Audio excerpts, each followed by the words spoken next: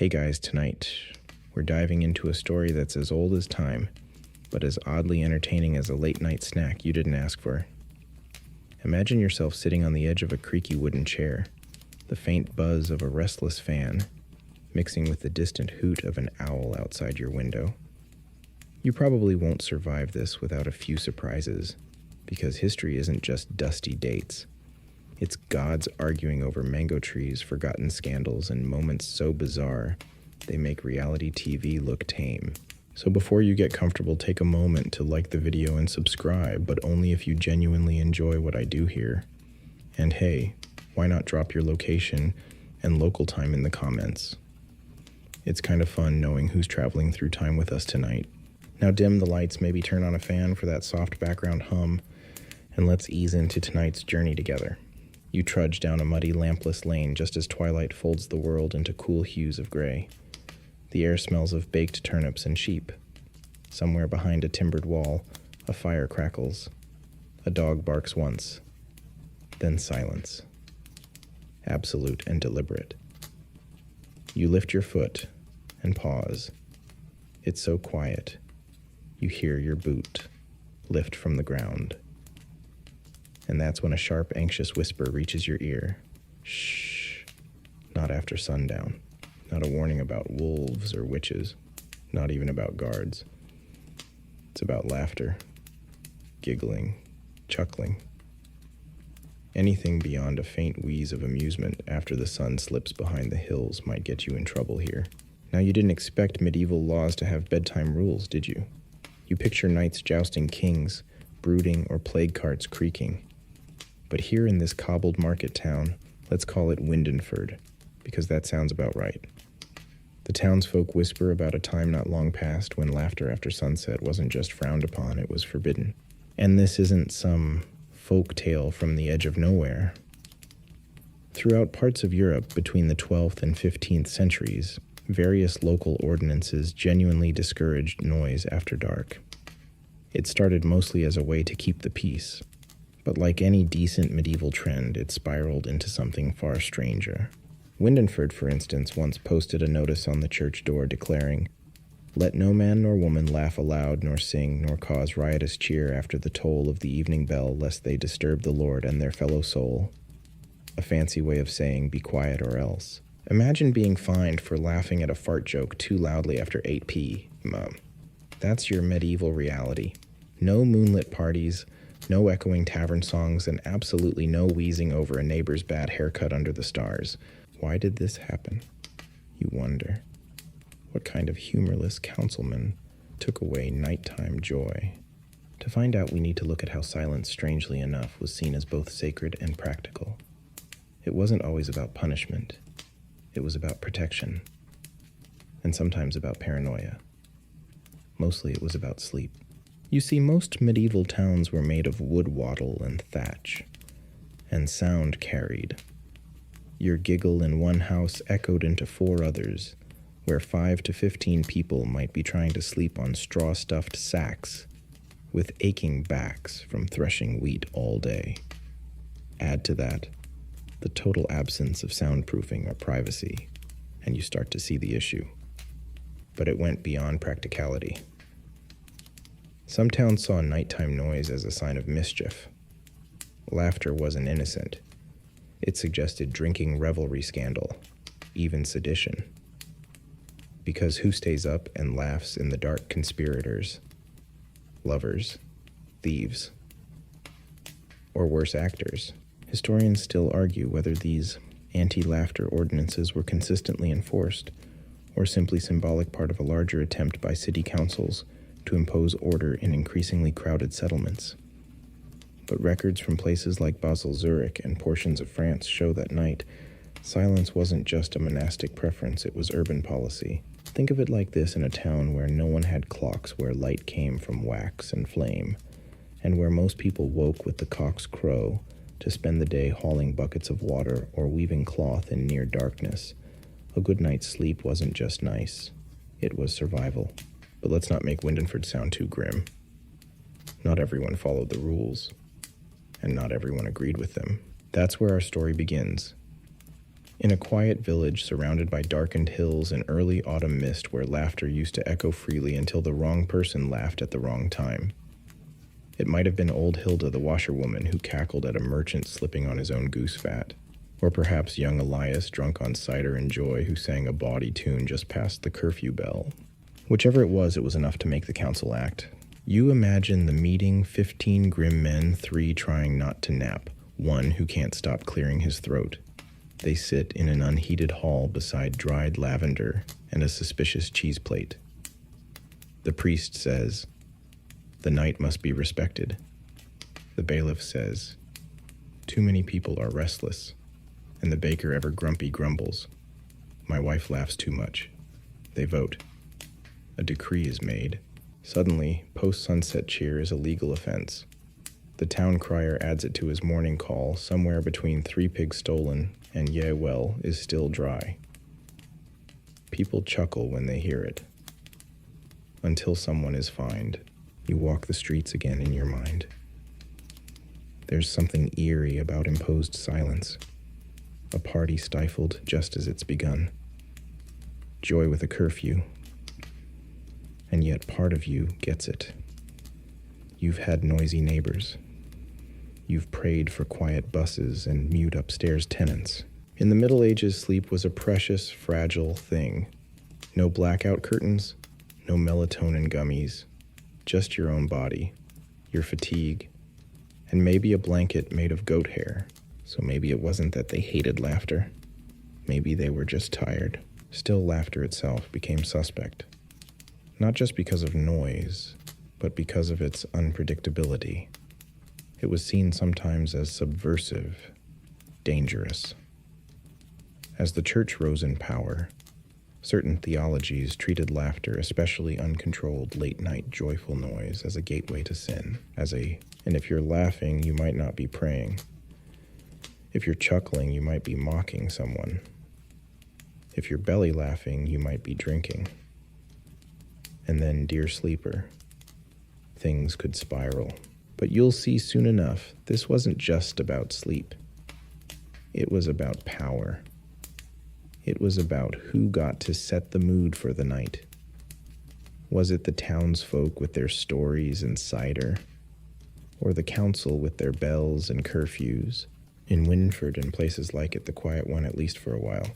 Until then, you settle back in your straw pillow, the one that smells faintly of onions and wet moss. You pull the wool blanket over your knees. Outside, the wind hushes across a plowed field. A donkey brays once, then stops, and somewhere nearby someone giggles into their hand and hopes no one heard.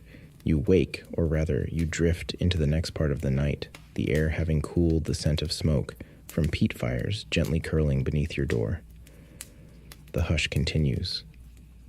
It's a purposeful hush now, the kind that hovers in spaces recently filled with sound. You listen, and you hear nearly nothing. A soft shuffle, a distant hoot, the whisper of cloth against skin as someone turns in bed, probably in a room shared with 6 others. This, you begin to realize, is no accident. It's a landscape of silence crafted over centuries. To understand why laughter after sunset became a legal and cultural target, you first need to understand how loud the medieval world was, especially before sunset. Imagine the daytime soundtrack of a typical 13th century town. You step into the cobbled square of Windenford where the smells hit first boiled cabbage horses, soap made from ash and tallow. Then come the sounds layered like a poorly mixed folk song. A blacksmith's hammer clinks steadily in the distance, accompanied by the occasional hiss of hot iron plunged into cold water. A woman yells at her pig, which is trying to steal bread from a child. Roosters crow at all hours because no one told them about sunrise schedules. A bell tolls not for the time, but to remind you to say your prayers again. Cartwheels clatter against uneven stones. Merchants argue over fish prices, and babies cry, so many babies, all of them swaddled and squawking. Somewhere nearby, a drunk man tries to sing a love song while also hiccuping violently. The medieval day is not gentle, and that's just the town. If you're in the countryside, you add bleating sheep, the yip of dogs chasing away crows, and the thunk of someone splitting firewood. No insulation, no traffic to drown it out. Just pure organic chaos in surround sound, all of which makes the nightly silence not only necessary but revered. By the time the sun dips low and the light softens into a bruised lavender, something remarkable happens. The volume dials down. Not entirely, not all at once. But there's a shift. The hammering stops. The pigs lie down. Even the drunk bard finds a quiet bench, and then comes the bell. In many towns, this bell often rung from a church tower marked the official quiet time. Not bedtime exactly, but curfew. The word curfew itself comes from the old French couvre-feu, meaning cover fire, as in put out your hearth. Extinguish your flames. Dim your noise. Shut your windows. Shut. Historians still argue whether curfews were always strictly enforced or merely encouraged by tradition. In some places, a curfew bell meant it was time to stop working. In others, it signaled the locking of the city gates. But more often than not, it was a signal that the day was over. And here's the twist. The noise didn't vanish because people suddenly valued peace and mindfulness. No. It was more like survival. Night was dangerous. The darkness belonged to pickpockets, to creatures, to sins and schemes and smells that blossomed in the damp. Staying quiet wasn't just polite, it was a way of staying safe. Imagine again, being in a house where 10 people sleep on mats of straw and someone starts cackling at a dirty joke. There's no pillow to scream into, no white noise machine to drown it out. Just raw laughter and a deeply irritated grandfather trying to sleep after 12 hours of brick hauling. So silence at night became communal, expected, sacred even. And this silence was enforced not just socially but physically. In many towns, walls surrounded the perimeter. Literal walls with gates that shut when the sun set. The gates weren't opened again until morning, unless someone had a really good reason or a bribe handy. Inside those walls, everything you heard, every sound was someone else's. The man coughing next door, the child learning to walk, the apprentice who had too many beans and is now deeply regretting it. The idea of privacy didn't really exist. So laughter, particularly the late-night raucous kind, wasn't contained to your private den. It echoed. It spread. It bounced off beams and through slats in the walls. That's what made it a problem. And unlike crying babies or dogs, laughter had an emotional charge. It was joy. Joy could be mistaken for mockery. Mockery could mean insult. An insult that meant disputes, duels, sometimes death by goose. Yes, it happened allegedly. One particularly strange example from the town records of Rouen involves a man who was fined 3 sous for laughter, most untimely at the hour of vespers. According to the scribe, he startled a widow, frightened a cat, and disrupted prayer. That's the medieval trifecta of unneighborly conduct. This wasn't just about peace and quiet anymore. It was about maintaining order, a theme you'll see again and again in this sleepy tale. But let's go beyond Europe for a moment, because they weren't the only ones crafting their days around sound and silence. In parts of West Africa, oral storytelling traditions dominated evening routines. Yet even there, laughter was often modulated by context. Too loud, too long, or too frequent, and the griot storyteller would stop. Not in anger, but in gentle warning. Joy is a rhythm, not a riot. In medieval Japan, the Edo period had its own version of nighttime stillness laws. Merchants were asked to shutter their homes and tamp down noise after a certain hour. Of course, certain hour in a world without clocks was approximate, but the sentiment was the same day is for work night is for calm. Even Norse sagas hint at night being the time of spirits and whispers, not hoots and howls.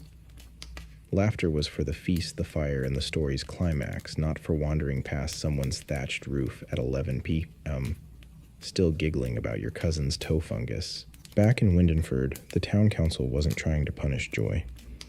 At least not publicly.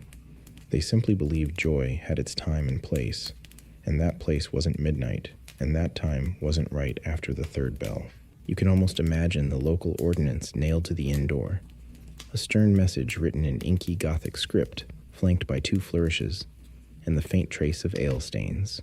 Let it be known that any man, woman, or spirited child who provoketh laughter beyond the hour of rest shall pay a fine of 2 pennies and offer contrition to the priest by week's end. Now, was this law always enforced? Probably not.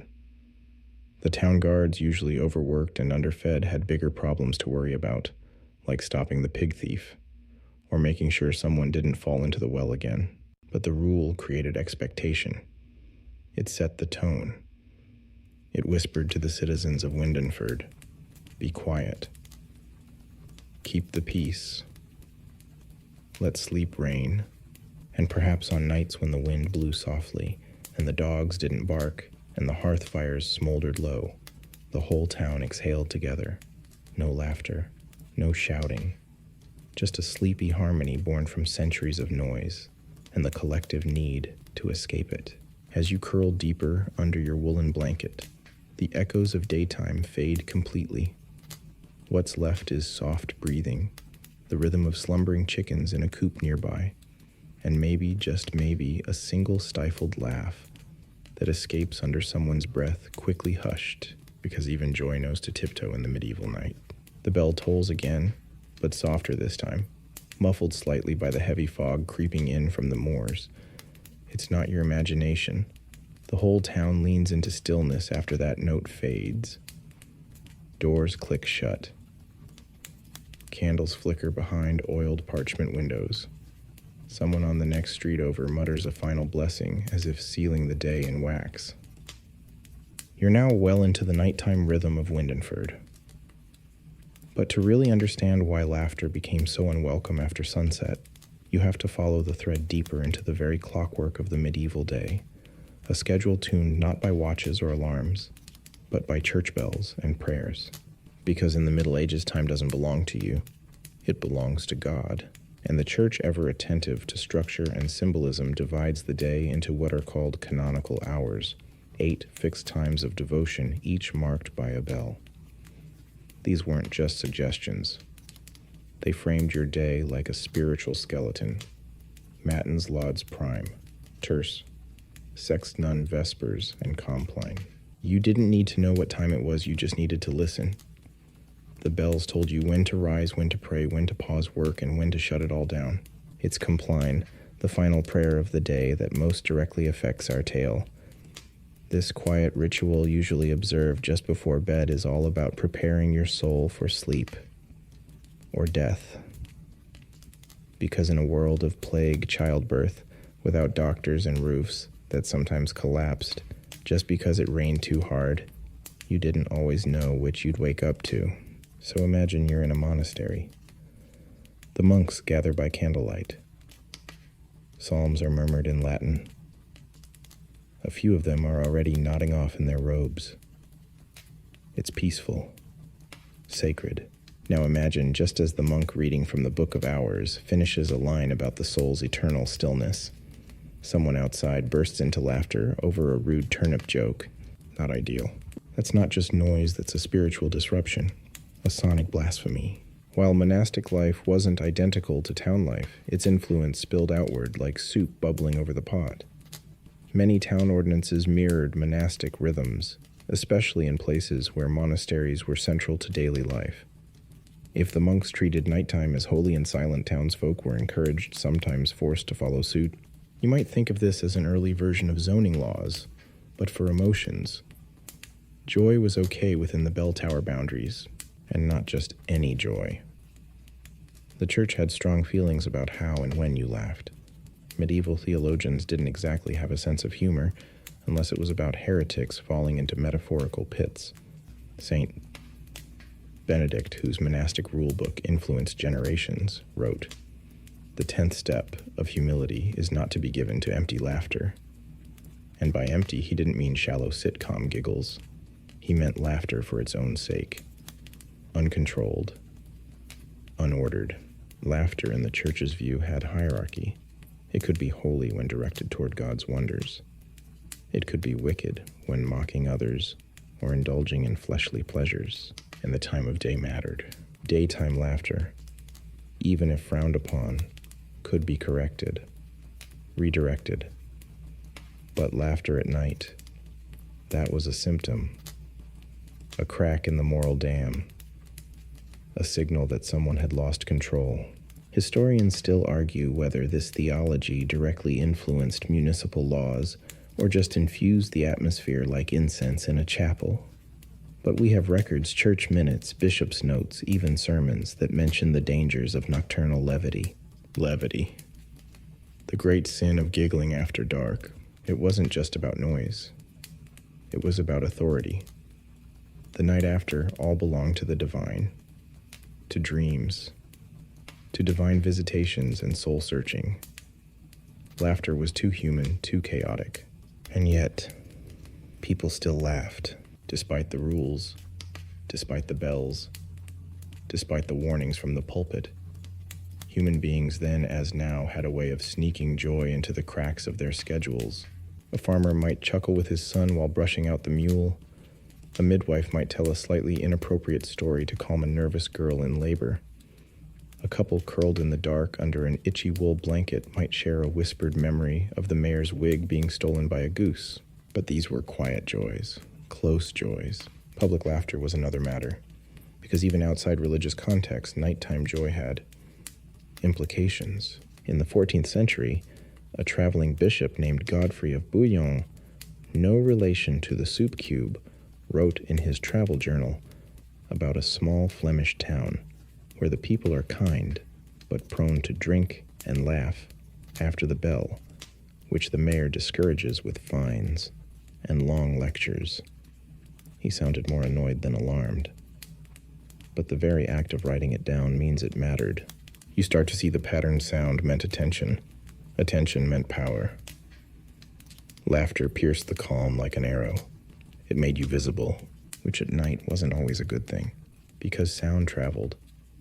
Walls were thin, and so noise wasn't just an annoyance. It was a form of social exposure. If your family was laughing while others tried to sleep, people might wonder, what are they laughing about? Were they mocking the priest, plotting something, drinking in excess? Sound revealed more than your mood. It revealed your position, your attitude, your willingness to submit to the rules. This, perhaps more than anything, explains why the church and local authorities became strange allies in the battle against night mirth.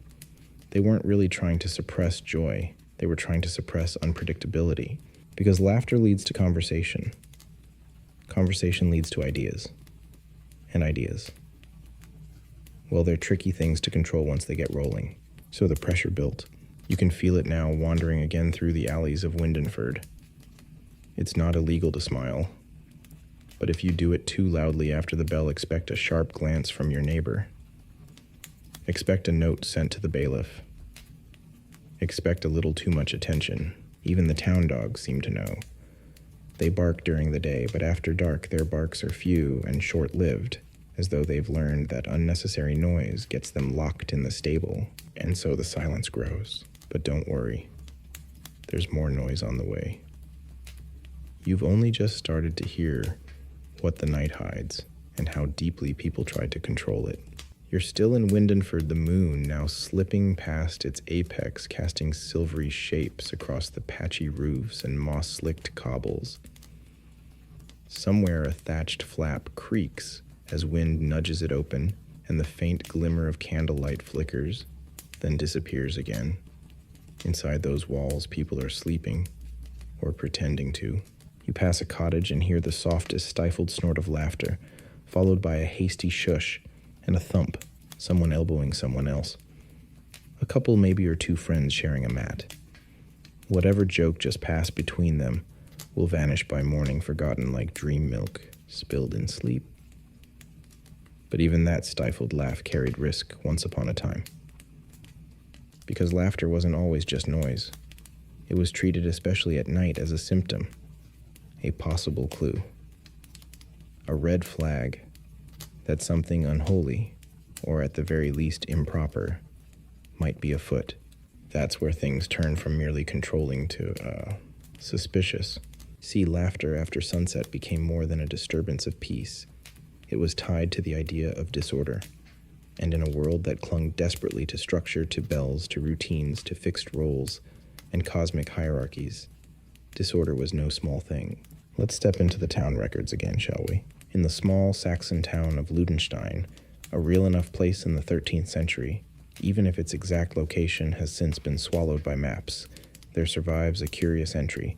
Martha of Herring's Row, fined 1 silver bit for laughter heard past vespers, accompanied by cider, possibly lewd. Now note the word possibly. It tells you something. No one was quite sure if the laughter was sinful, but the risk that it might be was enough. Historians still argue whether this was more about morality or power. But one thing is clear: joy that couldn't be predicted, and more importantly contained, was threatening to the structures people relied on, especially laughter after dark. Let's put this in context. In a medieval town, every kind of behavior was placed on an invisible moral grid. You had your expected virtues, piety, obedience, modesty, and you had your expected sins, gluttony, sloth, pride.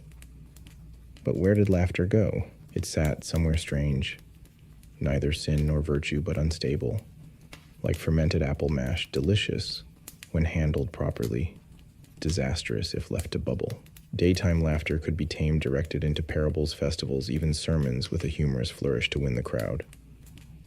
But nighttime laughter, that was rogue. That was laughter that might be about someone, might be mocking, might be lewd, and might be inciting resistance. Because yes, people feared that laughter could be the first note of rebellion, not the shout of protest, not the raised sword, but the giggle at authority, the private joke about the bishop's new hat, the whispered pun about taxes, the impersonation of the bailiff's limp. In Windenford and towns like it, councils treated all of this with a surprising degree of seriousness. That's not to say they stormed into homes every time someone chuckled, but nighttime assemblies, especially those where wine and song flowed, were watched. And if a household became known for noise, for excessive mirth, for unruly joy, it found itself under scrutiny. It didn't help that many of these gatherings included drinking. Ale was safer than water, so people drank it often and early. But the later the hour, the stronger the brew, and the looser the tongues. 1 minute you're toasting the harvest, and the next you're laughing about how the new priest smells like wet cabbage. And that's where the link between laughter and crime started to form. Because who else gathers after dark to whisper and laugh? Thieves, lovers, witches, or so they thought. The church especially frowned upon uncontrolled laughter because it was considered a cousin to madness, to possession, to the kind of frenzied energy that dances just outside the line of decency. There were even cases where people accused of sorcery were described first and foremost as being given to laughter, as though that were the gateway drug to summoning demons. One French inquisitor named Bernard Gouy, famous for his rather intense methods, once wrote of a woman who laughed too freely, even under questioning, and noted it as evidence of her guilt. That's right. Laughter in some trials was taken as a sign of the devil's work. Now, was this paranoia or practicality? Historians still debate it. Some argue that laughter simply made people uneasy because it signaled unpredictability, something few societies handled well, especially in times of plague, famine, or war. Others think it was part of a broader campaign to keep people compliant and isolated at night when most uprisings began. Either way, the result was the same: nighttime laughter was watched. Not banned outright everywhere, but discouraged through social pressure, religious teachings, and the ever-present threat of consequence. And if you think it was just laughter being policed, think again. In the town of Darley and Fen, an ordinance from 1391 states, "Let no gathering of voices be heard beyond the alehouse at 9th bell, elsewise shall the names be taken and inquiry made." Gathering of voices. That's how they phrased it. They didn't even have to specify laughter. Any sound above the ambient snores and prayers became suspicious. Now, don't misunderstand. It wasn't always dark and oppressive. People did laugh. There were sanctioned times, festivals, saints' days, weddings. There was the Feast of Fools, where people dressed as animals and parodied church officials, ironically encouraged by the clergy. To an extent. But those moments were contained, permitted joy. Like a pressure valve on a very sleepy, very serious machine. Windenford had its own version of this laughter day. Once a year in early spring, the council turned a blind eye to nighttime noise. People sang, danced, told jokes, loud ones, crude ones, frankly terrible ones, and for 12 hours, joy spilled over. Then the bell rang again. The next night, back to silence. You might wonder, did people resent this? Did they miss the freedom to chuckle in peace? Perhaps, but the truth is more layered. Most medieval folks didn't expect privacy or self-expression or even quiet autonomy the way we do now. They didn't frame joy as a right. They framed it as a blessing, one granted by mood season luck or divine whim. If it had rules, so be it. So yes, they laughed, but only when allowed. And if someone didn't follow the rules, if they snorted too hard at the wrong moment, or belted a verse of a rude song after the bell, then came the consequences. Somewhere in Windenford's records, a particularly bold merchant was fined for telling jokes of rude nature near the chapel wall after Compline. His punishment, public repentance, and the donation of a barrel of ale to the town's church. Honestly, the church probably enjoyed that ale, but that's the strange tension at the heart of all this. The laughter was always there waiting, just under the surface, pressed against the rules like a warm cheek against cool glass. And every now and then, it escaped. Like tonight. That muffled snort you heard earlier, it'll happen again. Maybe someone's whispering an old joke about the bishop's lazy eye. Or the time old Tom the Cooper tripped over his own cat and fell into a vat of pickled eels. Either way, the laughter never really disappears. It just learns to wear slippers. You step lightly now, as if you've absorbed some of the village's own careful quiet. Your breath fogs gently in the cool air, and your footsteps fall in rhythm with the hush. You're not the only one moving through the silence. Somewhere beyond the thatched rooftops and leaning fences, someone else walks, lantern and hand keys clinking at the hip eyes, scanning for flickers of candlelight behind the wrong windows. This is the town watchman. His cloak sways with each step. His boots are worn at the toes, and his face is a map of sleep-deprived suspicion. He's not out to catch thieves tonight, not unless they're unusually loud ones. No, tonight he's listening for merriment. Too much joy. Too much sound. You wouldn't expect it. But for a few centuries, town watchmen across Europe were responsible for policing not just crime, but tone. Their ears were trained for disturbances, yes, but that category often included laughter, especially the kind that echoed too freely down alleyways after curfew. In many towns, their job wasn't about catching outlaws with swords and torches. It was about noticing the subtle things, whispers that lingered too long, footsteps that didn't match the usual pattern, or, more commonly, the unmistakable burst of drunken cackling at midnight. And you might think, surely they let it slide. Surely no one really got hauled in for laughing. Oh dear traveler. They did. Not often, but often enough that it became a known risk. Because for some, that kind of laughter suggested intent. Laughter meant people were awake. Awake meant unrest. And in a world where rebellion sometimes started with song, where sedition was whispered in ale-soaked jokes, the line between entertainment and conspiracy blurred. Let's take a walk with the watchman. He turns down Gilder Street, where the tanner's apprentices sleep above the dye vats. He hears a sniffle, nothing more. A whimper from a dog. Then faintly a laugh. He pauses. Is it a laugh? A cough, a dream groan. He steps closer to the cottage, peers through the slats. Inside, 3 young men are crowded around a candle stub, passing a jug of something that smells like boiled pears and bad decisions. One of them hiccups. Another whispers something rude about the blacksmith's daughter's eyebrows. And then the laugh. The watchman clears his throat. The laughter stops. One boy spills the jug. Inside past curfew, the watchman says casually, All quiet, are we? Yes, sir. Nothing to report. Just prayers, sir. A long pause. The watchman nods. See, you keep it that way. He walks on. They exhale. This scene, or something like it, played out in hundreds of towns across centuries. The watchman, as both protector and suppressor, his job was to listen for danger, but sometimes joy and danger sounded the same. Historians still argue whether these enforcers took their jobs seriously, or whether it was mostly about optics, making the town look quiet so no one complained to the council. Either way, they were a fixture of nighttime order. In cities like Lubeck and Bruges, guards patrolled not only for noise, but for lights left burning past curfew. Light like laughter meant activity, and activity meant unrest. You were supposed to be asleep, or at least pretending convincingly. Windenford's own watchmen were often chosen from among former soldiers and serious men. One document describes Osric the Quiet as the most diligent, not because he caught the most thieves, but because nothing ever happened on his watch, which for a council nervous about reputation was ideal. The logic went like this: if no one laughs loudly, no one drinks too much. If no one drinks too much, no one fights.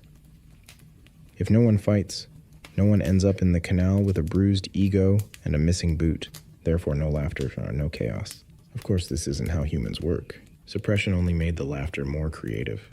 People began whispering jokes, creating hand signals, telling long drawn-out riddles that ended with a silent grin. Laughter turned inward became private, and yet it always pressed at the edges. In fact, it's in this era that you see the rise of coded humor songs and ballads that sounded innocent but were packed with double meaning. A verse about a lazy rooster might actually be about the bishop's sleep schedule. A limerick about curly onions might not be about vegetables at all. And the more the watchman cracked down, the more layered the humor became. People are nothing if not innovative when their joy is threatened. There's even a legend in Windenford about a household that trained their parrot to recite rude limericks only after sunset. The bird supposedly would shout, "The mayor's pants are made of straw," once the complaint bell rang. It became such a town mystery that eventually the council tried to track down the source, but the bird outlived 2 mayors and never broke character. Possibly apocryphal, possibly not. Either way, the laughter endured. Because even though guards tried to stop it, even though rules tried to stifle it, joy leaks. Especially the kind sparked in small groups in stolen moments under the cover of sleep. And here's a thought: maybe the watchmen knew. Maybe they knew people would giggle, would break the rules in quiet, clever ways. Maybe their patrols were more about performance than punishment. A reminder that silence was expected, not a promise of instant consequence. Even so, people adapted. One family dug a small trench behind their house, a giggle pit, if you will, so that their laughter wouldn't echo past the garden fence. Another filled the gaps between their wall slats with damp moss to muffle sound. A merchant's wife trained herself to snort into bread loaves when her husband told jokes. Something about the sponge absorbed the noise. And the guards, they kept walking, kept listening. Sometimes they knocked. Sometimes they didn't. But the watchmen were only half the story. You also had the neighbors. Ah, yes, good old medieval neighbor drama. Because when someone laughed too loud, it wasn't always the guards who noticed. Sometimes it was the widow next door, or the carpenter who hadn't slept in 3 nights because his back hurt, and someone kept reenacting jokes from the tavern playhouse after hours. These neighbors reported each other, left messages with priests, scribbled anonymous notes that read like the medieval version of, "I hope you stub your toe in the night." And this wasn't just pettiness. In tightly packed towns, your quality of life really did depend on the behavior of those around you. Too much noise, and your sleep suffered. Too much joy, and your family looked disrespectful by comparison. Too much energy, and the whole equilibrium shifted. So silence became more than policy, it became culture. But not uniform culture. Because as always, there were cracks. You spot it now through the fog. A flicker of candlelight in a home where it shouldn't be. A group huddled around something, a board game with beans and carved tokens. Someone whispers something, and the group shakes with silent laughter. One person bites a cloth to avoid wheezing. You smile because now you understand the laughter never truly left. It just got quieter. The morning after one of those muffled laughter nights begins, as always, with a bell. But it's not a call to joy. It's the town crier stomping through dew-wet lanes, his voice scratching the sleepy sky. Hear ye, hear ye! He hollers, waving a scroll large enough to double as a blanket.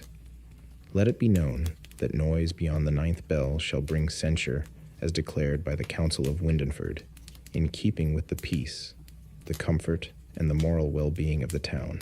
The scroll flaps in the wind. A duck waddles past, unimpressed. You stand near the bakery and watch the crier finish his round feet squelching in the soft mud. His cloak is threadbare, his bell dented, and his voice sounds like it's been marinated in sour mead. But make no mistake, this man has power. Not because he enforces the rules, but because he announces them. And in the medieval world, sound was everything. Laws weren't posted on glowing screens or mailed to doorsteps. They were spoken aloud, shouted across squares, or nailed to doors. If you missed the morning announcements, tough luck. Ignorance wasn't a valid excuse, which is why the noise laws, including the laugh bans, were repeated so often. People forgot, or pretended to, or accidentally hosted a lute recital at midnight. So, the crier made the rules known and known again until they became part of the background hum of town life, just like the bells, the birds, and the grocer shouting about squishy turnips. The thing is, these laws weren't just about noise. They were also about how noise was made. Let's take a look at some of the actual statutes and ordinances that medieval towns passed. In Norwich, England, a 15th century regulation instructed that no taverner shall permit excessive merriment beyond the evening bell, lest a charge be laid upon both host and offender. In parts of France, statutes referred to disturbances of cheer, which included not only yelling, singing, and drunken chants, but also unlicensed jesting. Unlicensed jesting? Imagine needing a permit to tell a joke. Historians still argue whether these were symbolic laws, meant more to show piety and control than to actually stifle fun, or whether they were enforced strictly with real consequences. The truth likely lies somewhere in between. In Windenford, the law was straightforward. If your laughter was heard by the watch after curfew, you were invited to appear before the town council, usually a group of aging men with woolen caps, dry ink-stained fingers, and a fondness for long, wheezy sighs. They'd read your name aloud, ask if you had anything to say, then fine you a few pennies, or if they were feeling theatrical, assign you to muck-ditch duty. But the crier, he'd make sure everyone heard about it. That was the real punishment reputation. Because in a town like this, your name was your currency. If word spread that you'd laughed too loudly or told an off-color joke during the sacred hour, it stuck like molasses on wool. You became that person, the one who didn't know how to behave, the one who couldn't control their mirth. So people began to preemptively hush each other. A kind of self-policing emerged, neighbor to neighbor, sibling to sibling. You've probably experienced something similar in modern life, shushing someone in a library or whispering urgently in a movie theater. But imagine living like that every evening, where every sound could carry, every chuckle could become public. And the town crier made sure of it. There's a legend slightly absurd but enduring about one crier in a Devonshire town who used to sing his announcements in operatic style. No laughter beyond the 9th bell, he'd warble, echoing through alleyways like a drunken rooster. Apparently, people followed the rules just to avoid being featured in his chorus. Windenford's crier, though, was more subdued. He leaned toward the theatrical sigh and the long pause. Before he read your name, he'd wait. Let the silence stretch. Let the townsfolk lean in. And that anticipation, that was worse than the fine.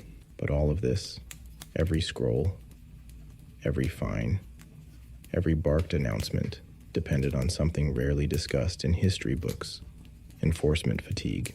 Because enforcing nighttime quiet was hard.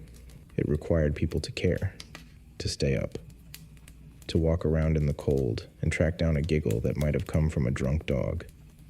And most of the time, there were bigger problems: grain shortages, livestock theft, roof leaks, tax evasion, unusually aggressive ducks. So many towns over time stopped enforcing their noise laws strictly.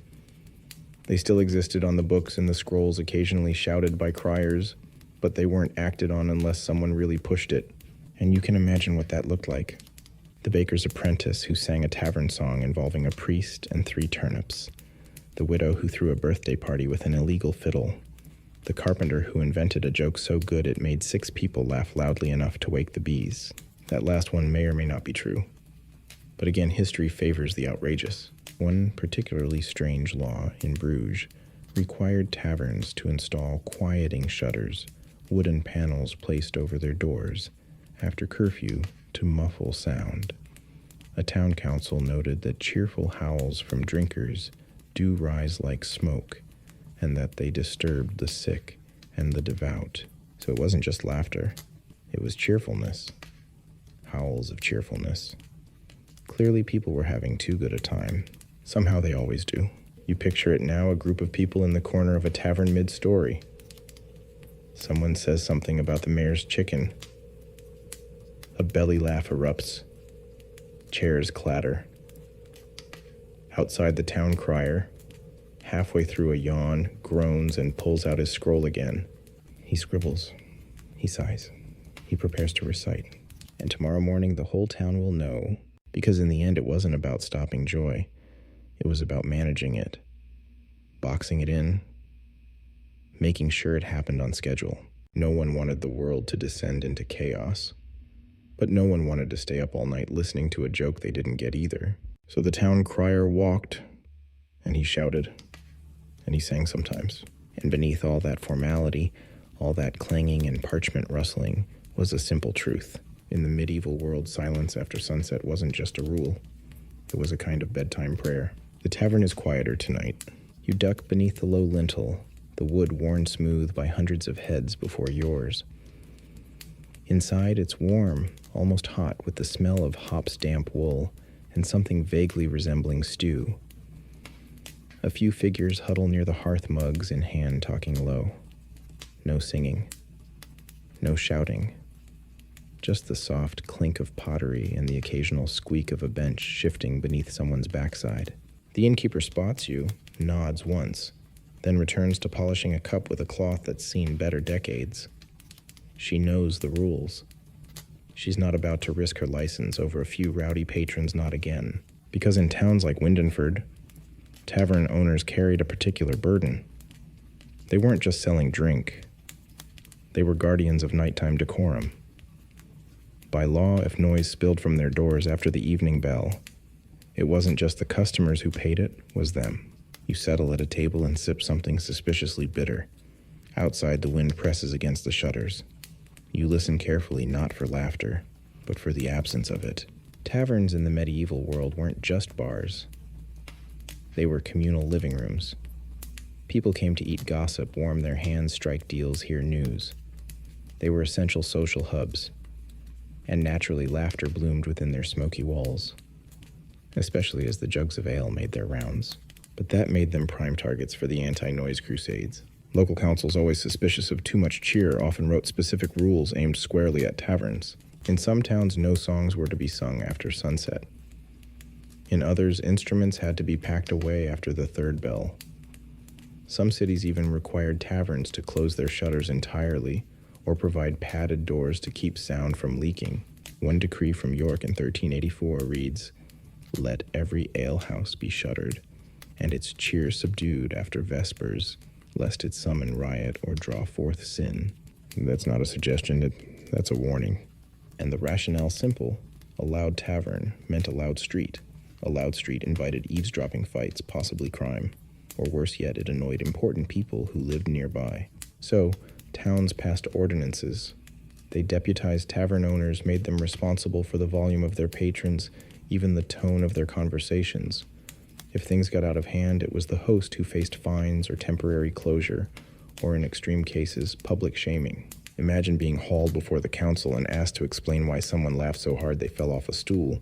You'd stammer something about a goat in a hat, and the priest would squint at you and mutter about moral decay. Some historians argue this regulation had less to do with morality and more to do with competition. Taverns competed with churches with town meetings, with the very concept of early bedtime. They were places where alternative ideas could ferment right alongside the cider, and nothing scares an old council like drunk people sharing opinions. So rules were passed. Enforcement stepped up. Watchmen made special rounds near taverns, sometimes stopping in, just to remind the host that silence was expected soon. Sometimes, of course, they stayed for a drink. Enforcement, as always, was flexible. Windenford's own tavern. The Sheep and Ladder had its share of incidents. There was the time a bard named Fruin got everyone singing a tune called "The Curate's Underpants" well past the bell. People laughed so hard a milkmaid fainted. The next day, the owner was fined a half-shilling and ordered to host a week of silent suppers. Yes, silent suppers. Meals where no one could speak above a whisper. Apparently they were quite awkward. But this didn't stop the tavern from being the laughter engine it was built to be. So owners got clever. They trained serving girls to shush patrons with a flick of the hand. They seated known loudmouths in the back room. One even installed heavy woolen curtains across the entryway mirth baffles, he called them. Others dimmed lights strategically. You see, less light meant less energy. If the hearth dimmed and candles guttered low, patrons subconsciously wound down. You weren't likely to tell a ribald joke when you couldn't see your neighbor's eyebrows arch in response. And here's a detail you might appreciate. In some places, taverns posted chalk slates by the hearth noise boards. If your laughter crossed a certain decibel measured unscientifically, of course, the barkeep made a mark. 3 marks and you were cut off for the night. It wasn't about being mean. It was about keeping the license, because licenses were everything. Without one, a tavern couldn't operate legally. It could be shut down its barrels, confiscated its tables, sold at auction. All because someone laughed too long at a joke involving 3 friars and a turnip. You sip your drink again. The stew smells. Better now. Someone near the fire lets out a wheeze. Not quite a laugh. More of a stifled grunt. Everyone pauses. Then the innkeeper raises a brow, and the room breathes again. Now there were exceptions. Certain towns allowed special licenses for merriment, often during festivals or saint days. On those nights, laughter was not only allowed, it was encouraged. Taverns would stay open. Late bells were silenced. And even the crier was known to clap along to a bawdy limerick, but the rest of the year keep it down. Some establishments even kept records of noise incidents, just in case they had to defend themselves. Little notes scribbled in margins, laughter at second bell soup spilled, table thumped, no broken mugs, because if you could show the council that you managed your mirth, they might look the other way. And there's a strangely cozy intimacy to it all, isn't there? The way joy tiptoed through candle-lit spaces. The way hosts developed entire strategies to gently, lovingly contain glee. Laughter didn't vanish. It curled into corners. It wore slippers. So tonight, as the embers dim and the ale thins, the room grows sleepier. Someone hums softly, almost apologetically. A few guests murmur their goodbyes. One man leans over and whispers a final joke to his friend, both of them shaking silently, tears forming at the corners of their eyes. The innkeeper lets it pass, because they've earned it. Because the shutters are closed and the watchman is likely dozing, and it's only once. Because sometimes the rules bend, just a little. And in that moment, quiet laughter fills the tavern like steam from a kettle, gentle, fleeting, and warm. Let's say you're tired. The long day of hauling hay, or kneading rye dough, or mending someone's split trousers has finally come to an end. You've eaten something vaguely edible, perhaps a porridge, that tasted like damp oats, with a hint of foot, and now with a yawn, you slip inside your home. And there they are. 8 other people, maybe 10, possibly 12, all of them in one room, most of them already horizontal, and somehow you are supposed to sleep. Welcome to the humble medieval sleeping arrangement where personal space was a concept for royalty and pigs. In Windenford, like most medieval towns, Homes where small walls were thin and warmth was precious. Families and sometimes guests and sometimes boarders and sometimes hired help shared the same space, the same air, and often the same bed. And that, dear listener, is where our next wrinkle in the laughter ban emerges. Because when 12 people sleep in the same room, laughter isn't just noise, it's a full-blown event. You wriggle into your place on a straw-stuffed mattress. Your sister's elbow is already occupying the area you had hoped would cradle your spine. A child snores softly nearby. Someone else has an unfortunate garlic problem.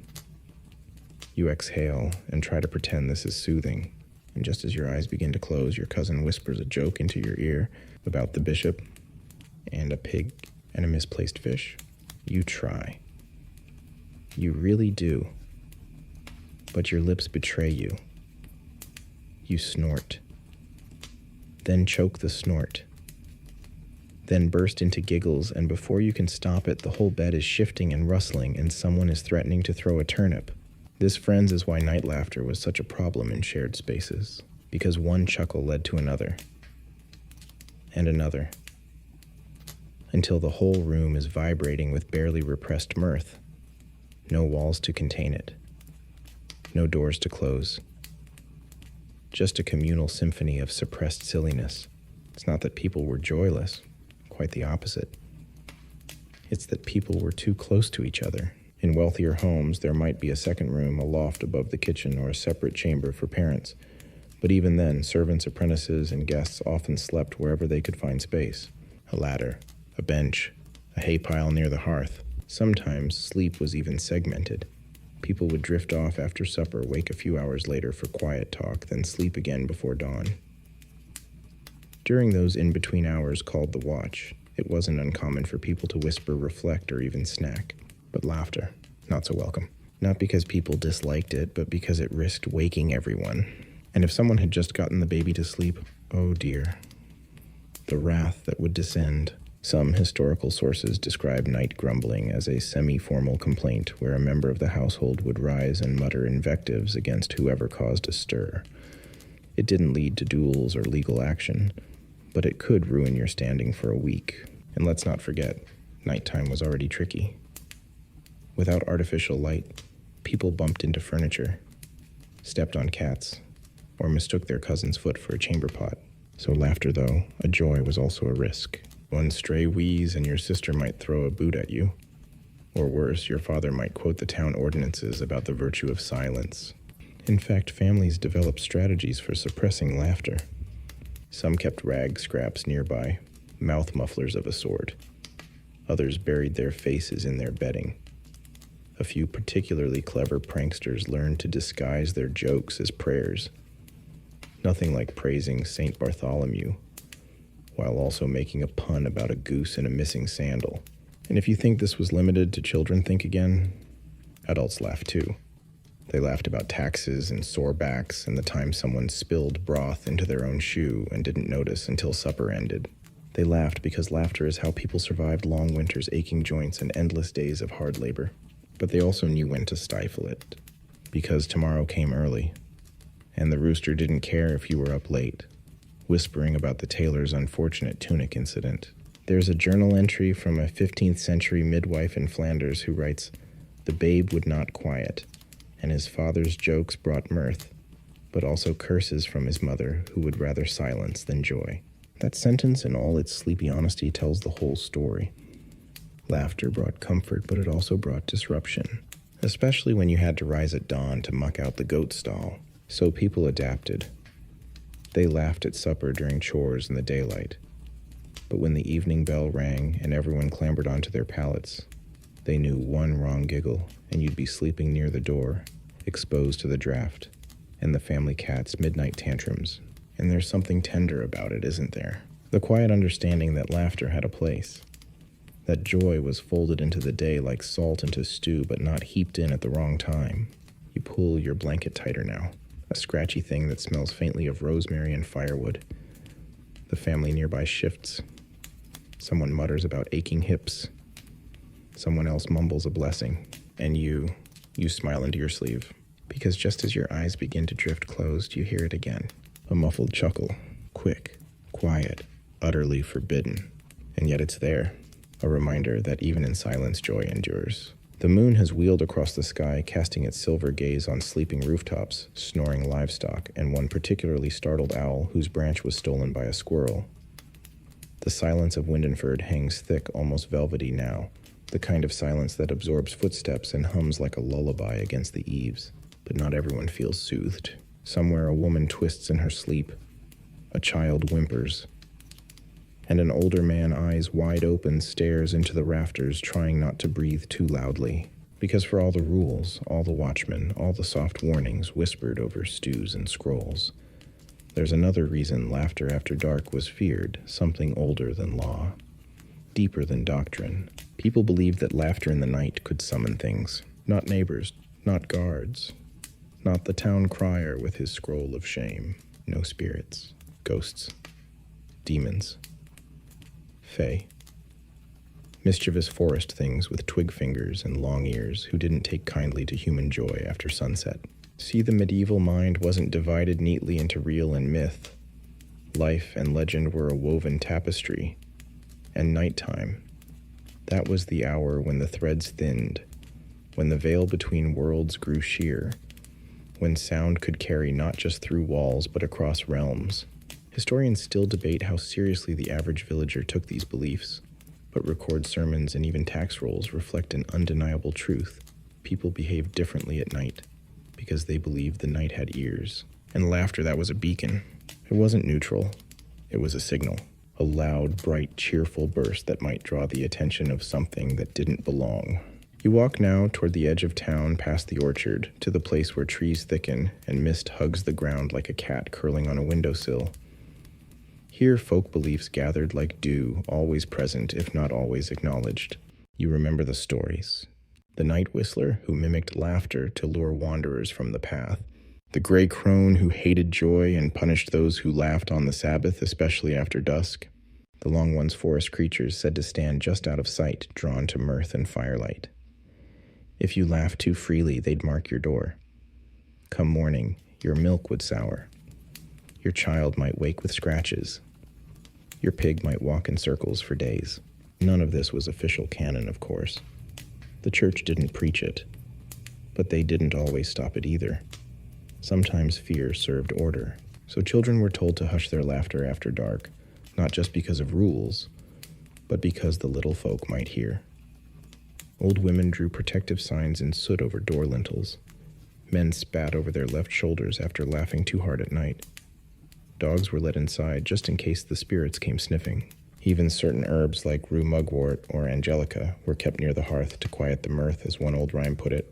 And while educated townsfolk scoffed usually in daylight, many still followed the rituals, just in case, because no one wanted to be the reason something knocked on a shutter at midnight. And laughter, as it turns out, was the opposite of discretion. In Windenford, one of the oldest ghost tales concerns a girl named Ellen, whose giggling after curfew supposedly summoned a Miss Gentleman who followed her home. For weeks, her family reported strange cold spots in the floor, wet footprints by the door, and the eerie sound of someone mimicking her laugh behind the chimney. Whether or not this happened is irrelevant. People believed it could, and that belief shaped behavior. Even today, in some rural parts of Europe, there are echoes of this. Warnings not to laugh too loud during certain moon phases. Rituals to seal the house after laughter spills too freely on holy nights. And again, it's not about banning joy, it's about respecting boundaries. In medieval cosmology, the world was layered. Heaven above earth in the middle, and strange things below and between. Day belonged to the human world. Night was more complicated. The philosopher Thomas Aquinas once wrote, "Mirth in excess unsettles the soul and disturbs the subtle harmonies of divine intention." That sounds poetic until you realize it was probably used to scold someone for laughing at supper. But think about that laughter disturbs harmony. In a world where harmony was equated with survival, where crops weather and health were all believed to be governed by invisible balances, anything that threatened that balance was taken seriously, even a chuckle. That's why many towns scheduled festivals deliberately during the day. Morning laughter was safe. It was framed. It had rules. Night laughter wild. Unpredictable. Open to interference. And so the silence crept in. You see it even in architecture. Homes built low with small windows. Thick shutters. Hearths sunk below ground level. Laughter had to stay close, or not at all. You picture it now. Families huddled around firelight. Someone telling a story and everyone leaning forward ready to burst, but holding back, just enough to stay safe, to stay unmarked. And maybe, just maybe, there's a thrill in that restraint. A whispered tension that makes the giggle even sweeter, even sharper, like forbidden sugar, like stolen cider. The child hiding under a blanket, shaking with silent laughter. The parents pretending to scold but smiling behind their hands, because joy when hidden becomes precious. Still not everyone tiptoed. There were always the rebels, the ones who didn't believe, who laughed as loud as they pleased and dared the spirits to do something about it. And sometimes nothing happened. But sometimes a shoe went missing, or the butter curdled, or a rooster stopped crowing. And in a world without explanations, those events had meaning. So yes, some towns banned laughter after sunset to protect sleep, but others, they did it to protect souls. Because when the night stretches long and the wind stirs the trees just so, laughter doesn't always sound human. And once you've heard your own laugh echoed back from somewhere you can't see, you might just learn to whisper. Back in town, morning inches its way over the rooftops, tentative and yawning. The sky pinkens, chimneys resume their lazy trails of smoke, and doors creak open one by one, like sleepy eyes. The cobblestones, still damp from the night, echo with the clatter of wooden clogs and the first burst of chatter from the market square. You pass a group of washerwomen bent over a trough. Their sleeves rolled their laughter unchecked. Loud, unbothered, musical. The difference is striking. Last night, even a snort was cause for paranoia. Now it's practically currency. This is the great paradox of Windenford, and towns like it. Laughter was not banned, not in the daylight. It was everywhere, woven into gossip, sold by minstrels, baked into the crust of communal life.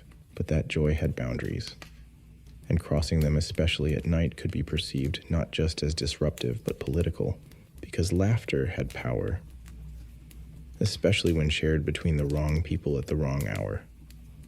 Tonight, we peek into another reason towns grew wary of laughter.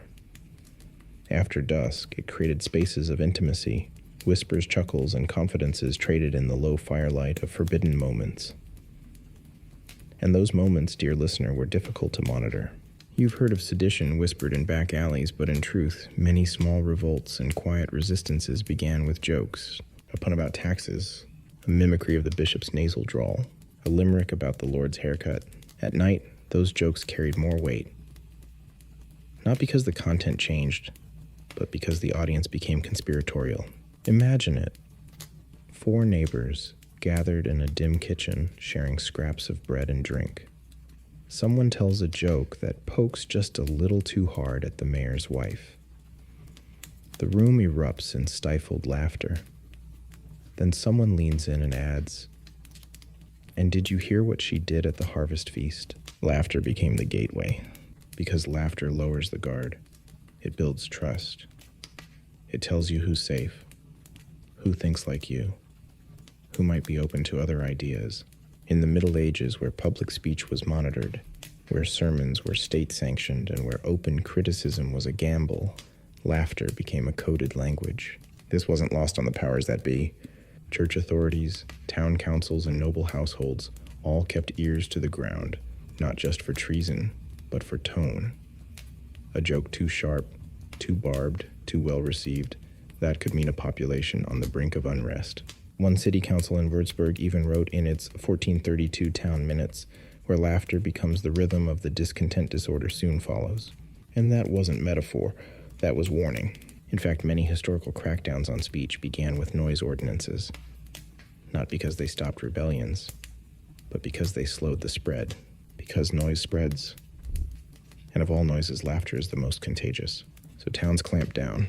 especially on the places where subversive laughter was most likely to bloom: back rooms, alley gatherings, midnight feasts, or most worrying of all, private homes. We think of privacy as a right. But in Windenford, privacy was suspicious. Anything said out of earshot of clergy or council was potentially problematic, which brings us to a strange figure in our tale, the eavesdropper, not the nosy neighbor with a flower pot and a habit of listening. No, this was official. Some towns hired listeners, paid informants, whose job was to report rumors, jokes, laughter that had a little too much edge. Their reports were written in dry, bureaucratic script. Heard two men jesting over the steward's weight, laughter loud enough to wake dogs. A woman spoke of the prior's wig while slicing bread.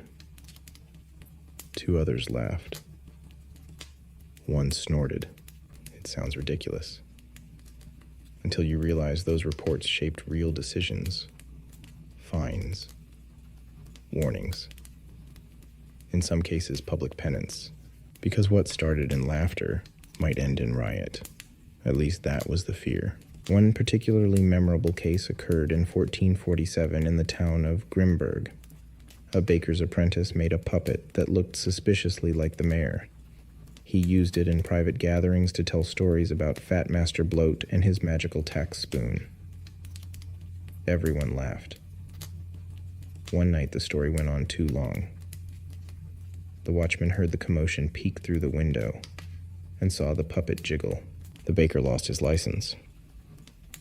The apprentice was publicly whipped, and the puppet burned. Why such a reaction? Because laughter isn't neutral.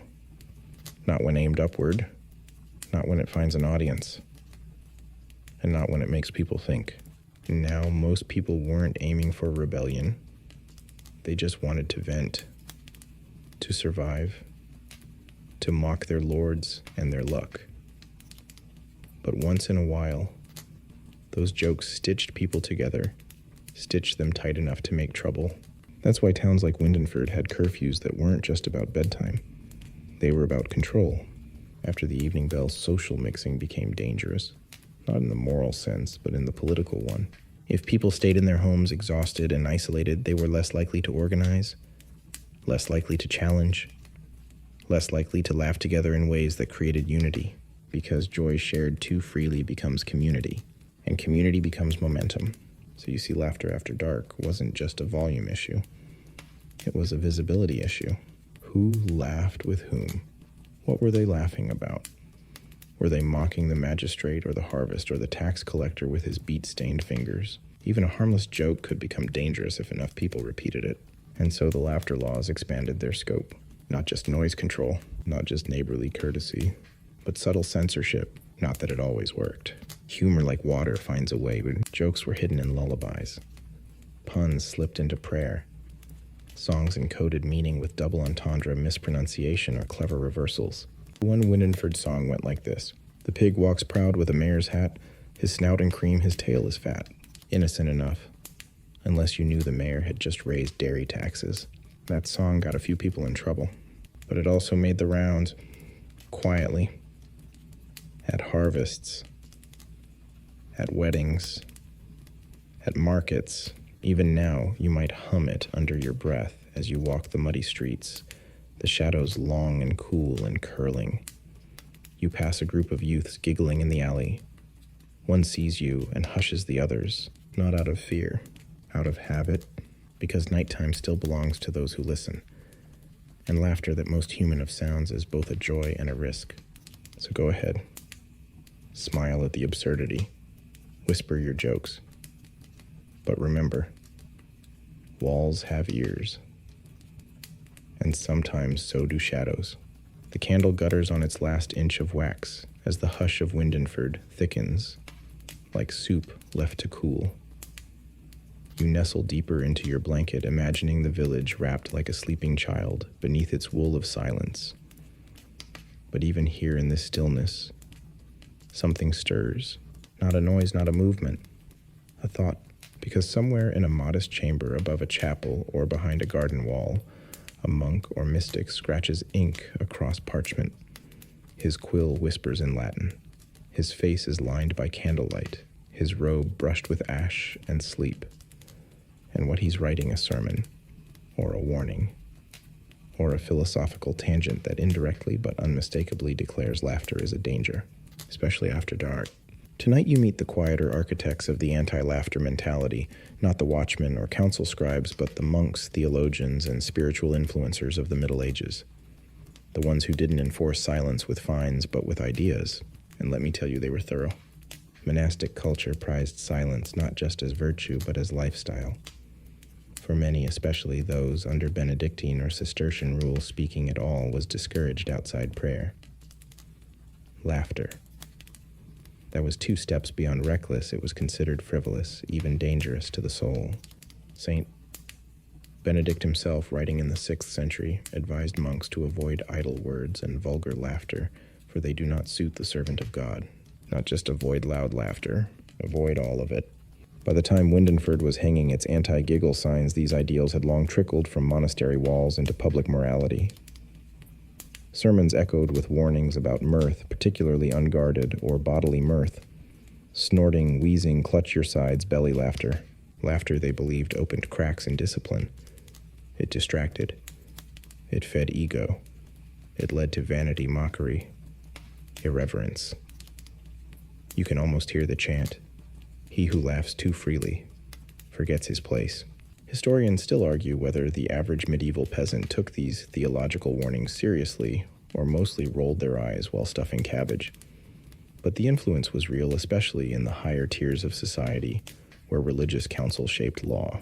And nighttime with its mystery and vulnerability was when these beliefs tightened their grip, because night was liminal. It belonged to prayer, to dreams, to divine visitations, and just as often, demonic temptation. And laughter, being so terribly alive, disrupted the flow. There's a recorded homily from a 14th century mystic who claimed that those who engage in laughter after the sun is drowned invite not joy, but judgment. Bit dramatic, yes, but such phrasing echoed through pulpit scribes' notes and the anxious thoughts of local leaders. If you're wondering whether this anti-laughter theology had any wiggle room, well, not much. Humor could be tolerated if it was didactic. That is, if the joke taught a lesson or mocked vice in a controlled way, like in morality plays. But laughter for its own sake. That was slippery, earthly, fleshly, fun. It's not that people never smiled. It's that joy had to be justified. And that pressure was internalized. There are accounts of monks waking in the night to confess that they dreamt something amusing. People wrote letters to confess involuntary amusement during prayer. One poor soul documented an incident in which he laughed while washing his feet and spent a week fasting in shame. You can't make that up. Although I suppose he sort of did in the document.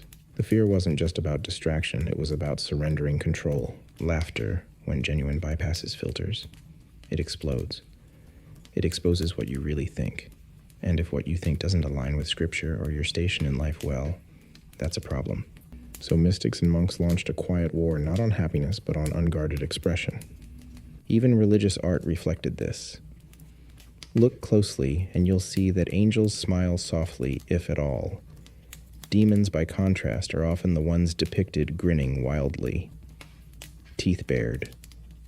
Glee uncontained. The message true holiness is serious business. And then there were the penitential manuals books that listed sins and assigned penances. Some included laughter. Laughed without cause, 1 Hail Mary. Laughed during prayer, 3 Hail Marys. Laughed at a priest's sneeze.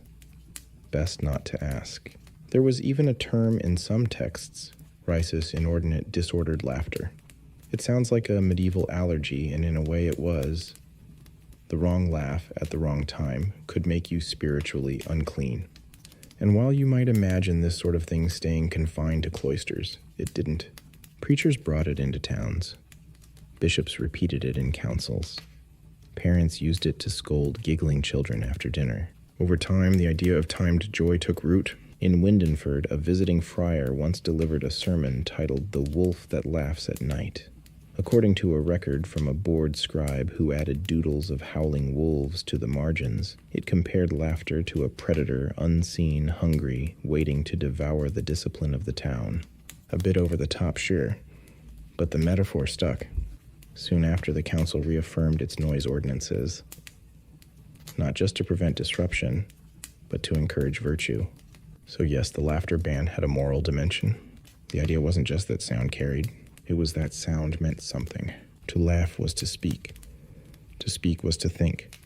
To think could be dangerous, especially at night. And yet, people still laughed. Quietly. Carefully. Between the cracks of expectation, even monks slipped up. There's a story, likely apocryphal but worth repeating, of a scribe who accidentally inked a goose's footprint onto a sacred text. His fellow monks couldn't stop laughing even after the abbot threatened to assign extra fasts. The page was never erased. They kept it perhaps as a reminder that even solemn souls need the occasional slip. So next time you stifle a giggle at bedtime, remember you're not just resisting noise ordinances. You're walking the same line monks did centuries ago, balancing discipline with delight. Because joy will always find a crack, even in silence, even in rules. Even in the dim corners of a prayer chamber where one monk whispers, "Did you see Brother Aloysius trip on his own robe?" And the others bite their lips, and the candle flickers, and the soul briefly laughs. By now you've tiptoed through the sleepy lanes of Windenford enough times to know the pattern. Sunset bells silence. Chuckle too loudly and someone raises an eyebrow. Snort after dark and you might find your name in the morning's scroll of shame. But what actually happened if you broke the rule? What if, despite your best efforts, the joke was just too good? Tonight you find out.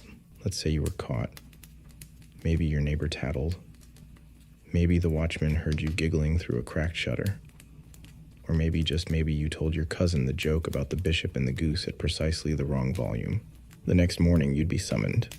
No dramatic arrest. Just a tap on the door. A quiet word. The council would like a moment. You'd trudge to the meeting hall hat in hand, trying to look like someone who was deeply sorry for their cheer.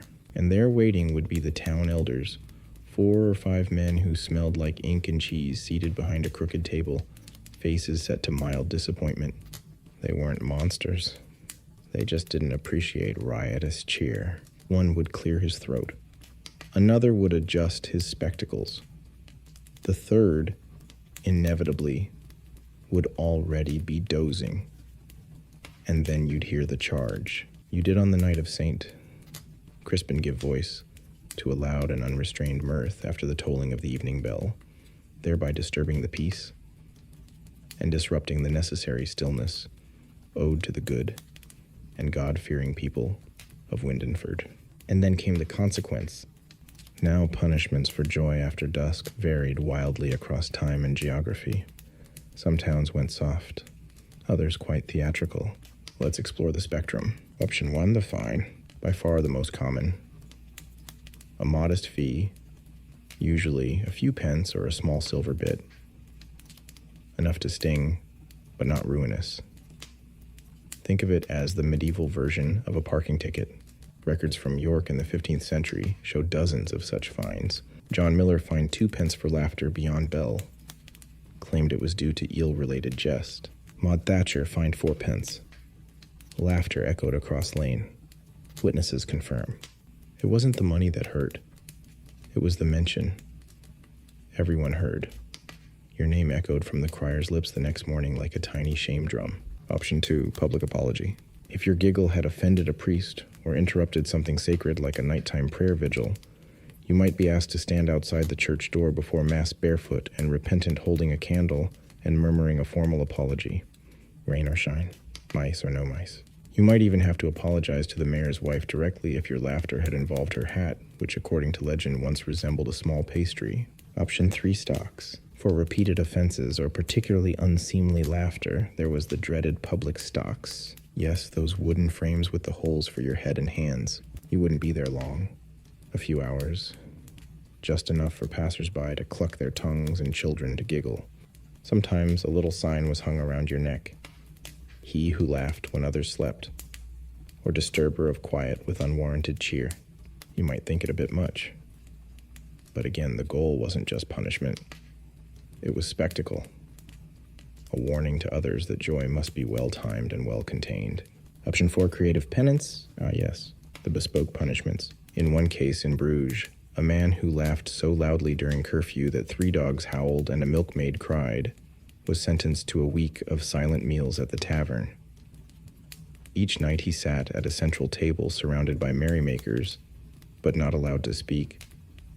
If he so much as smirked, he'd lose his meat pie. There's something almost modern about it, like a very sleepy reality show. Other towns took a more spiritual approach. You might be assigned extra prayers, asked to light candles at every complaint service for a month, or required to write out a passage from Proverbs about the value of quiet 40 times. And for those too poor to pay, labor, ditch cleaning, firewood stacking, helping the watchman haul the town's night buckets. Trust me, you don't want to ask.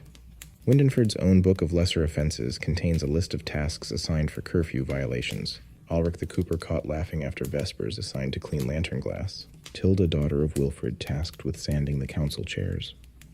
All 7. It wasn't cruel, just instructive. You see, these punishments weren't designed to crush the spirit. They were designed to shape it, to redirect joy into daytime hours, into festival songs and market gossip and midday meals with extra gravy, because joy was allowed, just not after the bell. But there's one last punishment, the worst of all. The cold shoulder. Laughter at the wrong time could mark you, especially in tight-knit towns.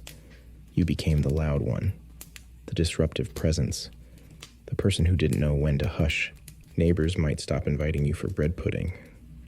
The baker might accidentally forget your name. Children might point. Dogs might bark. It passed eventually. But for a few days, you walked in a little bubble of remembered noise. Of course, not everyone submitted meekly. There were the scoffers, the rebels, the gigglers who leaned into their reputations. One such soul was Marta of the West Lane, twice fined for laughing during moonlight, once assigned to scrape wax drippings from the chapel floor. And finally, in a moment of strange brilliance, she volunteered to perform her own penance, a dramatic reenactment of the proper way to not laugh at night, complete with exaggerated silence, wildly mime-like gestures, and a papier-mâché watchman mask. The townsfolk howled. The council groaned, and the crier he included her show in the morning announcements for a week. Was she punished? Not again. Some say the council figured it was easier to let her entertain within limits than try to bottle her spirit. And that's perhaps the point. The rules were there, yes, but joy always wriggled through. Laughter, even punished, could never quite be smothered. Even the watchmen sometimes smiled. Even the monks sometimes giggled. And even the quietest town in the kingdom once in a while erupted in a roar of cheer so uncontainable that not even the bell could silence it.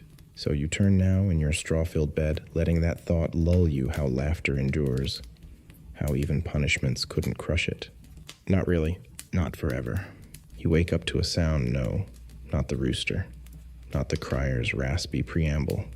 It's laughter. Big laughter. Warm, unguarded, unshushed.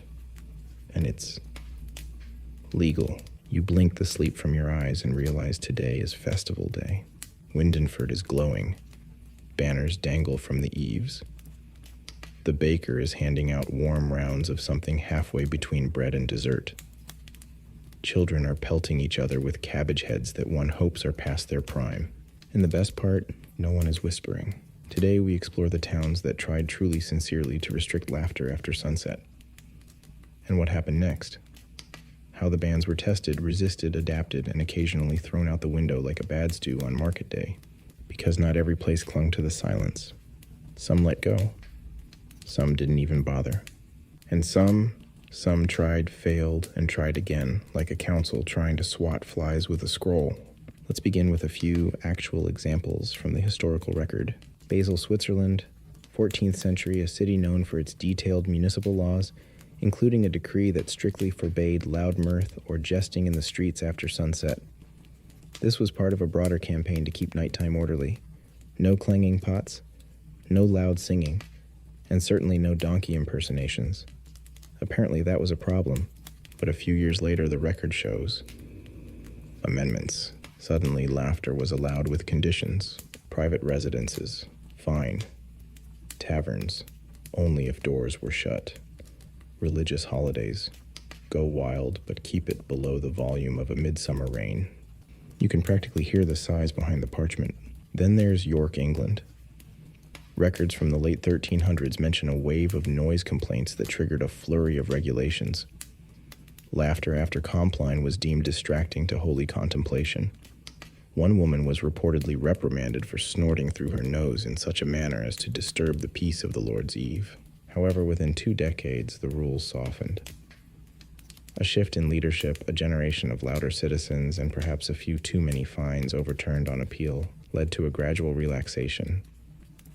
Eventually, the curfew bell was repurposed to signal pub closing time, not personal joy curtailment. And what about Siena, Italy? Siena. Proud of its civic harmony, fond of its rituals, and deeply suspicious of frivolity outside sanctioned festivals. For a time in the 15th century, it enforced a moral quiet policy where laughter, dancing, and spontaneous song were discouraged after dusk. But the people of Siena are not by nature quiet. Before long, laughter found sanctioned paths, evening plays in public squares, laughter zones near the city gates, and an annual competition to see who could make the town judge laugh first, a position that came with the very serious title of Master of Stillness. Spoiler, he always lost. Historians still argue whether these shifts came from popular resistance changing theology, or just plain exhaustion from trying to enforce the unenforceable. What's certain is that some towns doubled down. One small German village, Kranzberg, in the 1400s became infamous for its annual Night of Quiet, during which no one was allowed to speak above a whisper for 12 hours. It was meant to bring peace, cleanse the spirit, and prevent gossip. Predictably, people cheated. A lot. Within 10 years, the event was renamed the Mostly Quiet Evening, and included sanctioned silent dances, soft cheese tastings, and 1 hour of permitted storytelling and mime. And yet even the most rigid towns had moments of levity. Take Le Puy in southern France. The town maintained strict nighttime decorum. No music, no laughter, no tavern noise. But it also hosted one of the liveliest processions in Europe each spring, where citizens were encouraged to wear absurd costumes, mock their leaders within reason, and fill the air with licensed laughter. One historian refers to this as pre-approved joy, which is both hilarious and entirely accurate. Even in Windenford, known for its stiff counsel and fondness for parchment laughter, always found a way back in. There's a surviving letter from the mayor's wife, circa 1471, asking whether it would be permissible to allow light mirth and humble song during her birthday supper. The council approved with the caveat that windows be shuttered and all songs contain no undue reference to fishmongers or priests. The next week, complaints rolled in. Not about the volume, but because someone dared to rhyme codpiece with pious fleece. The rules tightened again briefly, but you can sense the exhaustion, the constant pendulum swing between restriction and release. And why? Because joy is like bread yeast. It rises. It expands. You can punch it down, but it will come back bigger and fluffier next time. That's what happened across Europe. Towns tried to bottle the night, to cork laughter like a naughty wine. But over time, slowly, softly, the lids loosened. By the 16th century, with the rise of printed books, pamphlets, and plays, humor became harder to suppress. People read jokes aloud by candlelight, shared comic stories at bedtime, quoted popular poems filled with cheeky turns and double entendres, and as literacy spread, so did laughter. It's no coincidence that this era gave rise to jest books, collections of jokes, quips, and humorous tales, often banned in stricter parishes. One popular volume was The Merry Tales of Skelton, filled with stories that poked fun at clergy nobles, and even legal curfews. Was it rebellious? Absolutely. But it was also normal, a human reflex. And so the laughter bands began to fade. Not all at once. Not with fanfare. But gradually, as towns grew, as rules relaxed, as windows got thicker, and people stopped pretending the night belonged to someone else. Even Windenford adapted. The laughter laws remained on the books for another 100 years, but by 1550, no one enforced them. The watchmen had bigger problems. The crier started skipping that part of the scroll. And the townsfolk, they laughed, sometimes in the dark, sometimes too loud, but mostly just enough room. So tonight, as you walk beneath the stars, let your thoughts linger on those towns, the ones that tried to control joy and the ones that learned to let it breathe. And if you find yourself smiling, even chuckling a bit under your breath, well, you're in good company. You've traveled far tonight through silent rooms and whispered jests, past muttering monks and fined bakers, around giggle pits and beneath watchful bells. And now, as Windenford settles once more, beneath its quilt of chimney smoke and candle light, you ask the question that's been quietly following us like a polite ghost. Why did it end? How did the laughter bans once so confidently enforced begin to fade from the rules and rituals of towns across Europe? What changed? Tonight we ease into the answer, not with thunder or revolution, but with the slow, sleepy shift of a culture stretching out of its old robes. Let's start with something simple, the invention of better light. For most of the Middle Ages, night meant darkness, thick, heavy, alive darkness.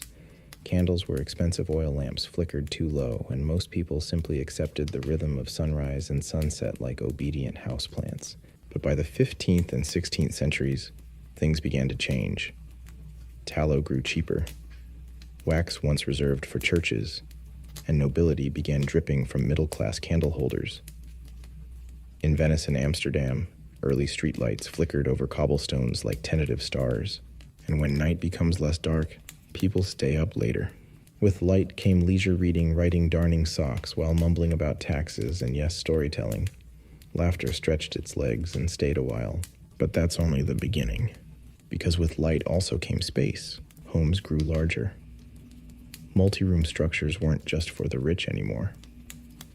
Families could spread out. And suddenly your uncle's questionable goose impression didn't wake the entire household. Laughter got a room of its own, and towns changed too.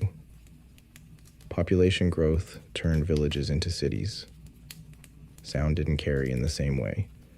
If your neighbor laughed at midnight in Paris, it was just a murmur beneath the wheel clatter and river churn.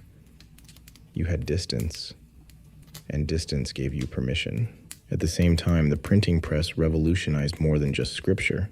Books of jokes, satirical plays, farcical pamphlets, they were passed hand to hand, read aloud in taverns, whispered between friends. With mass printing came a flowering of shared humor, much of it cheeky, irreverent, and very much intended for the after-sunset crowd.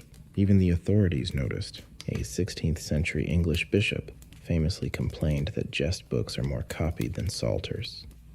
His tone was not amused, but even he couldn't stop the tide. By the time Shakespeare was filling theaters with dirty jokes and fake deaths, the idea that laughter needed a curfew had begun to feel quaint. The world had grown too loud, too layered, too complex. Urban noise became background hum. Horses clopped. Bells rang. Children screamed. And somewhere in the mix, a little nighttime laughter didn't seem so scandalous anymore. Historians still argue whether the decline of laughter bans was driven more by logistics or ideology. Some say it was simple math. Too many people, not enough watchmen, too many jokes. Others believe it reflects a deeper shift in the view of humanity itself. During the Enlightenment, thinkers began reevaluating emotion, not just as weakness, but as part of the human experience. Laughter, once treated with suspicion, found defenders. Philosophers like Shaftesbury and Montaigne wrote about the value of mirth. Satire bloomed. Even religious leaders once so solemn began permitting humor in sermons as long as it served the point. The message was clear. Laughter had moved indoors, upstairs, and up the ladder. It wasn't just peasants in taverns anymore. It was nobility, scholars, gentlefolk. The very people who had once frowned down from their oak-paneled judgment benches were now chuckling in their nightshirts at printed witticisms. And so slowly the bans dissolved. Sometimes they were formally repealed, tucked into the minutes of town meetings no one read. Other times they simply stopped being enforced, gathering dust in the corners of law books like mothballed tunics. In Windenford, the last known curfew citation for excessive nocturnal cheer was issued in 1604. It involved a pair of twins who had composed a limerick about the mayor's trousers. They were fined, but the tone of the record suggests the council was giggling behind their beards. And then nothing. No more citations. No more sermons. The silence faded, replaced not by noise but by normalcy. Today the idea of banning laughter after dusk seems almost comical, but its echoes linger. You still hear it when someone hushes you on a late train. You feel it in libraries and bedtime routines and the awkward chuckle stifled in a too-quiet room. It's a cultural muscle memory left over from centuries of being told that joy must fit the hour. But the modern world hums differently. We laugh at night now, often alone at glowing screens or together in softly lit kitchens. The bell doesn't toll. The watchman doesn't scowl. And the only consequence of joy is maybe a sore belly and one more story. Still, it's worth remembering how it began. Not as cruelty, but as caution. Not to crush happiness, but to preserve order. And not forever, just until the walls grew thicker, the candles brighter, and the night a little less frightening. So the next time you laugh long after the sun's gone down, smile too at the thought that once, just once, someone in breeches by a fire told the exact same joke and got fined for it. Now we're back where we began, on the edge of night, watching the final wisps of smoke drift upward as Windenford falls into its rhythmic, sleepy hush. You pull your blanket closer, listening. There's no watchman tonight. No distant call of lights out. No shutters swinging closed under protest. Just the muffled hum of breath, the creak of beams, the long exhale of a town settling into its dreams. And as we drift together through this final chapter, the question returns softer now. Was it ever really about laughter? Or was that just the sound that carried? You walk slowly through that idea as though tiptoeing through someone else's memory. You picture the council meetings, the moral sermons, the glowering watchmen, and shushing neighbors, all of them seemingly concerned with laughter, noise disruption. But underneath that, something else, something more human. Control, order, the need to organize not just roads and markets and taxes, but emotions, to assign them hours, schedules, limits, to tame the unpredictable joy that blooms when people feel safe enough to relax, because laughter isn't neat. It's not quiet. It isn't something that can be ruled by bells or boxed in by parchment. It flares up. It spreads. It loosens the tongue. It bonds strangers. And most dangerous of all, it makes people feel less alone. And what could be more radical than that? Historians still argue what those rules were really about. Whether they were just about sleep or sin or suspicion. Maybe all of it. Maybe none. But the truth you suspect lives in those stories. The whispered jokes. The giggle pits. The parrot that repeated limericks. The child who couldn't help but laugh at her father's exaggerated yawn. Because for every rule there was resistance. Not in angry crowds or shattered laws, but in small, stubborn joy. And that's the real story of Windenford and Basel and York and every town that tried to hush its people after dark. They didn't succeed. Not really. Because joy is quiet when it needs to be. It doesn't vanish. It adapts. It tiptoes. It curls behind curtains. It mutes itself with sleeves and bread loaves and pillow stuffing. And it waits. Waits for the council to yawn. Waits for the bell to grow rusty. Waits for the last watchman to shrug and go home. And then when it's safe, it laughs. Not loudly. Just enough. Enough to remind you that joy lives in the cracks. In the shared looks across crowded rooms. In the stories passed down, not as law, but as legend. You imagine now a final night in Windenford years after the last fine was issued. A fire crackles low in a hearth. A child asks, "Tell me again about the time the mayor slipped on the turnip." And someone smiling says, "Only if you promise not to laugh too loud." They nod, but you both know how the story ends, because laughter doesn't listen. It never has. So here you are now, curled in whatever cozy space you've made your own, surrounded by the gentle hush that only comes after a long, winding story. Maybe your eyes are heavy. Maybe you're already half lost in your own quiet thoughts, drifting somewhere between medieval rooftops and the softness of now. Let your breath slow. Let your jaw unclench, your hands soften. Let the rhythm of silence wrap around you like wool spun by a kind stranger who doesn't ask anything of you. You've walked through candlelight and curfews, through laughter held in tight, and laughter let go in warm, defiant bursts. You've seen a world that tried in its own sleepy, bureaucratic way to tame joy, to schedule it, to soften it, to tuck it in before the moon got too high. And you've seen how it always found its way back. Maybe there's a lesson in that. Or maybe it's just a bedtime thought carried gently through the quiet, the kind that doesn't demand an answer, the kind that lets you exhale. So take this moment.